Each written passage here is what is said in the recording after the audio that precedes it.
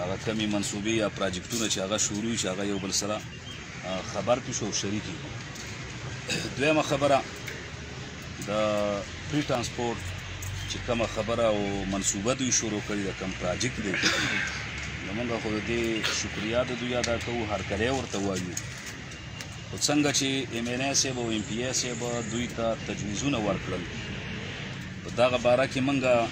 چې راتللو د کلي نه، نو موږ صلاح وکړله چې یاره په دې به موږ ته ډېرې زیاتې مسلې جوړې شي، پبلک کې به مسلې جوړې شي، او هغه مسلې به دای چې داسې خلک یي اوزګار، د هغوی څه روزګار نه وي، هغوی به همدغه ګاډي کې کښېني، سهار او هغلته به ځي او مازدیګر واپس به پکې بیا راځي. نو زموږ هغه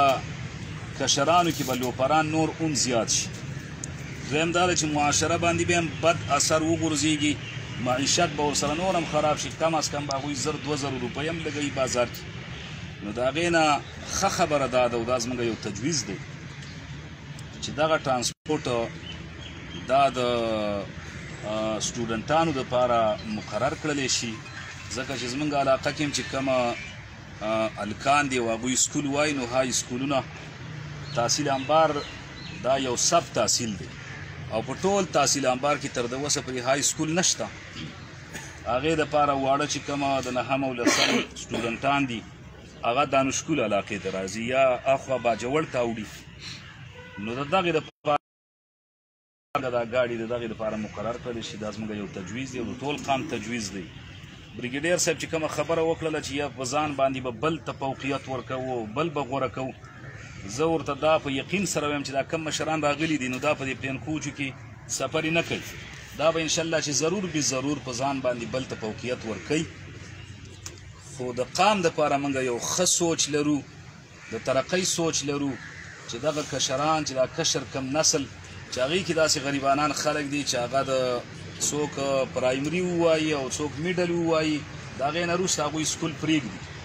ځکه خرچې ورسره نه وي، سفر یې لري، ګاډي اکثر نه میلاویږي، پیاده مزلې ګرانې شي، نو د هغې دپاره هغوی هغه سکولونه پرېږدي. هغې نه بیا هماغه معاشره باندې بوج راشي، جاهلان ترې جوړ شي. نو که دا ټرانسپورټ د دغې دپاره مقرر شي او دغه زموږ کشران، زموږ سټوډنټان او زموږ بچي هغه تعلیم یافته شي، سلسله مخ په وړاندې باندې بوځي، نو علاقې ټولې علاقې ته به د هغې ډېره ښه ترقي راشي.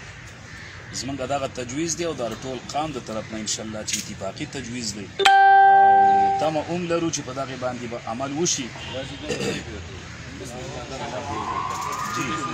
دویمه خبره دوی چې د